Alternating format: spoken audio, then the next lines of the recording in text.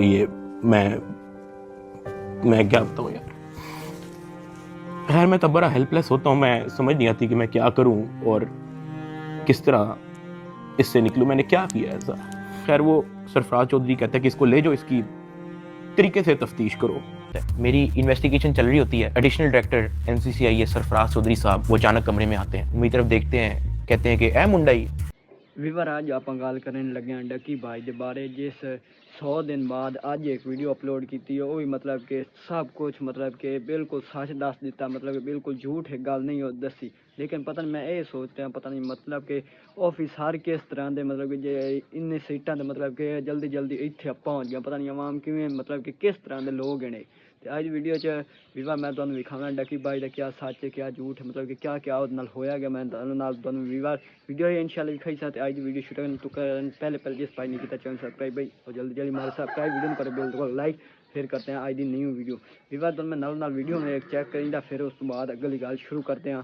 आप वीडियो एक और चेक करो जल्दी जल्दी। किस तरह इससे निकलूँ, मैंने क्या किया ऐसा। खैर वो सरफराज चौधरी कहता है कि इसको ले जाओ, इसकी तरीके से तफ्तीश करो।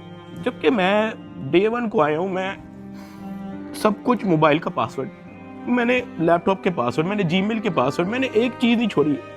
मुझे आज जितने ऑफिसर्स थे वहाँ पे, मुझे एक ऑफिसर आके दिखा दे, बता दे कि डक्की भाई ने हमें ये चीज़ नहीं थी दी, इसलिए हमने मारा है। वो तफ्तीश के अंदर इस जगह कोऑपरेट नहीं था कर रहा, इसलिए हमने मारा है। मुझे एक बंदा आके दिखा दे यार। मेरा 23 दिन का रिमांड लिया मैंने, पहले 23 मिनट के अंदर उनको सब कुछ दिया है। ਵੀਵਰ ਤੁਸੀਂ ਡੱਕੀ ਬਾਈ ਦੀ ਵੀਡੀਓ ਚੈੱਕ ਕਰ ਲਈ ਸੀ, ਜਿਹਦੇ ਵਿੱਚ ਡੱਕੀ ਬਾਈ ਕਹਿ ਰਿਹਾ ਮਤਲਬ ਕਿ 23 ਦਿਨਾਂ ਦਾ ਰਿਮਾਂਡ ਆਈ, ਲੇਕਿਨ ਮੈਂ 23 ਮਿੰਟਾਂ ਦੇ ਵਿੱਚ ਬਿਲਕੁਲ ਸਾਫ਼ ਦੱਸ ਦਿੱਤਾ। ਹਾਲਾਂਕਿ ਉਹਦੇ ਮਤਲਬ ਕਿ ਜੋ ਕਿ ਲੈਪਟਾਪ ਆਈ ਉਹਦਾ ਪਾਸਵਰਡ ਉਸ ਦੱਸ ਦਿੱਤਾ, ਜੀਮੇਲਾਂ ਦੱਸ ਦਿੱਤੀਆਂ, ਹਾਲਾਂਕਿ ਜੀਮੇਲਾਂ ਦਾ ਪਾਸਵਰਡ ਦੱਸ ਦਿੱਤਾ, ਆਪਣਾ ਮੋਬਾਈਲ ਦਾ ਪਾਸਵਰਡ ਦੱਸ ਦਿੱਤਾ, ਕੋਈ ਚੀਜ਼ ਨਹੀਂ ਛੋੜੀ। ਲੇਕਿਨ ਇੱਕ ਮਤਲਬ ਕਿ ਇੱਕ ਆਫਿਸਰ ਆਣ ਕੇ ਕਹਿ ਦੇ ਮਤਲਬ ਕਿ ਇੱਥੋਂ ਡੱਕੀ ਬਾਈ ਮਤਲਬ ਕਿ ਸਾਨੂੰ ਇਹ ਚੀਜ਼ ਨਹੀਂ ਦੱਸੀ। ਫਿਰ ਵੀ ਉਹਦੇ ਨਾਲ ਵੀਵਰ ਹਮੇਸ਼ਾ ਜੇ ਬੰਦੇ ਲੈ ਵੰਦੇ ਉਸ ਤਰ੍ਹਾਂ ਇਹ ਤਾਂ ਨਹੀਂ ਸਲੂਕ ਕੀਤਾ ਜਾਂਦਾ, ਮਤਲਬ ਕਿ ਚਾਟ ਟੂ ਚਾਟ ਮਾਰ ਦਿੱਤੇ, ਮਤਲਬ ਕਿ ਥੱਪੜ ਟੂ ਥੱਪੜ ਮਾਰ ਰਹੇ, ਮਤਲਬ ਕਿ ਇਸ ਤਰ੍ਹਾਂ ਤਾਂ ਇਨਸਾਫ ਨਹੀਂ ਨਾ ਹੋ ਸਕਦਾ। ਵੀਵਰ ਇਹ ਕੀ ਹੈ ਪਤਾ ਨਹੀਂ, ਮਤਲਬ कि किस तरह के ऑफिसर बैठन की आवाम में पता नहीं समझ ये नहीं भी आ रही। मैं एक वीडियो तो मैं आखिरी फोटो ना चेक करेंगे, फिर गल बात एक वीडियो चेक कर। मैंने तो गिने भी नहीं है कि उसने मुझे थप्पड़ कितने मारे हैं। फिर वो मुझे कहता कि अपनी टांगे बैंड कर, मैंने अपनी टांगे बैंड कर ली। कहता हाथ ऊपर कर, मैंने अपना हाथ ऊपर कर लिया। वो घर में एक वीडियो कॉल लगाता है जो एक बच्चा रिसीव करता है, जिसकी एस्टिमेटेड तकरीबन एज होगी 7 साल। एक हाथ में सिगरेट होती है। वो उस बच्चे से पूछता है कि डक्की भाई को जानते हो? वो बच्चा कहता है जी। वो बैक कैमरा ऑन करता है, मेरे हाथ खड़े होते हैं, टांगे बैंड होती हैं। वो कैमरे से दिखाता है उस बच्चे को कि कौन है ये। कहता है डक्की भाई। तो कहता कि तुम इसके प्रोग्राम देखते हो? कहता जी। वो पीछे जो प्राइवेट मुलाजिम खड़ा होता है, वो जो बहुत ज़ोर का पीछे थप्पड़ मारता है। सरफराज चौधरी साहब उस 7 साल के बच्चे को कहते हैं ये देखो इसके साथ क्या हो रहा है, आप देखोगे तुम इसका प्रोग्राम? कहता नहीं। चलो फटाफट इसको गालियां दो। बच्चा कहता है कि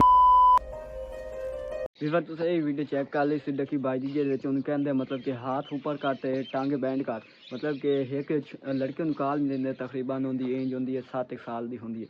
7 ਸਾਲਾਂ ਦੇ ਬੱਚੇ ਨੂੰ ਕਾਲ ਕਰਿੰਦੇ ਨੇ ਤੇ ਉਹਨੂੰ ਕਹਿੰਦੇ ਮਤਲਬ ਕਿ ਡੱਕੀ ਬਾਈ ਜਾਂਦਾ ਹੁੰਦਾ। ਹਾਂ ਬਿਲਕੁਲ ਜਾਂਦਾ, ਉਹਦੇ ਪ੍ਰੋਗਰਾਮ ਵੇਖਦਾ, ਹਾਂ ਉਹ ਆਉਂਦਾ ਵੇਖਦਾ ਉਹਨੂੰ, ਮਤਲਬ ਕਿ ਬੈਕ ਕੈਮਰੇ ਤੇ ਇਸ ਤਰ੍ਹਾਂ ਕਰਕੇ ਡੱਕੀ ਬਾਈ ਦੀ ਮਤਲਬ ਕਿ ਜਿੱਦਾਂ ਡੱਕੀ ਬਾਈ ਖੁਦ ਹੁੰਦਾ ਉਸ ਸਾਈਡ ਤੇ ਕੈਮਰਾ ਘੁਮਾ ਦਿੰਦੇ। ਉਹਦੇ ਕਹਿੰਦੇ ਮਤਲਬ ਕਿ ਇਹੋ ਡੱਕੀ ਪਾਈ ਆਉਂਦਾ, ਹਾਂ ਇਹੋ ਡੱਕੀ ਪਾਈ ਹੈ, ਮਤਲਬ ਕਿ ਉਹਨੂੰ ਕਹਿ ਰਹੇ ਨੇ ਜਿਹੜੀ ਗੱਲਬਾਤ ਉਹ ਤੁਸੀਂ ਵੇਖ ਲਈ ਸੀ। ਉਹਨੂੰ ਕਹਿਣ ਤੋਂ ਬਾਅਦ ਉਹਨੂੰ ਮਤਲਬ ਕਿ ਇਸ ਵੀਵਰ ਤੁਸੀਂ ਆਪ ਸੋਚੋ ਜੇ ਆਫਿਸਰ ਮਤਲਬ ਕਿ ਇੱਕ ਬੱਚੇ ਨੂੰ ਕਾਲ ਕਰਕੇ ਉਹਨੂੰ ਡੱਕੀ ਬਾਈ ਨੂੰ ਪਿੱਛੋਂ ਮਤਲਬ ਕਿ ਥੱਪੜ ਤੋਂ ਥੱਪੜ ਮਾਰ ਰਿਹਾ, ਇਹ ਕੋਈ ਚੰਗੀ ਗੱਲ ਹੈ? ਤੂੰ ਵੀਡੀਓ ਕਾਲ ਕਰਕੇ ਉਹਦੇ ਬੱਚੇ ਨੂੰ ਵਿਖਾ ਰਿਹਾ ਤੇ ਜਿਹਦੇ ਵਿੱਚ ਆਪਣੀ ਸੈਂਸ ਨਹੀਂ, ਉਸ ਦੂਸਰੇ ਨੂੰ ਕੀ ਵੀਵਰ ਸਿਖਾਉਣਾ। पता नहीं वीवर कैसे लोग हैं इस दिन की, मतलब कि अपनी तलीम हासिल करके मतलब कितने ऑफिसर कितनी सीटें हासिल की बैठे, लेकिन सेंसदारी वीवर का ही नहीं। ये वीवर देखो ना, तो आप ही सोच सकते हो। लेकिन जिस टाइम मैं डक्की भाई रात को वीडियो अपलोड हुई है, 3 महीने बाद वीडियो अपलोड हुई है ना, अगू सामने आई है, मैं कलेक्ट की वीडियो वेखे तकरीबन 52 मिनट से वीवर वीडियो आई। जिस टाइम वीवर मैं फुल वीडियो वेखी आई तो मैं इन्नी मतलब कि किसी वीडियो वेखी ना, लेकिन जिस टाइम मैं डक्की भाई की वीडियो वेखी ना कसम रोन आ गया, मतलब आंसू आ गए आँखां चो। तो मैं क्या यार इतना जुलम होया डक्की भाई, मतलब कि तुम प्यार ना गल्लां पुछो, हर गल सच दसी आ, लेकिन वो बिल्कुल थप्पड़ तो थप्पड़ मारी गया, मतलब कि थप्पड़ बिना उन्हें गल ही नहीं पूछी।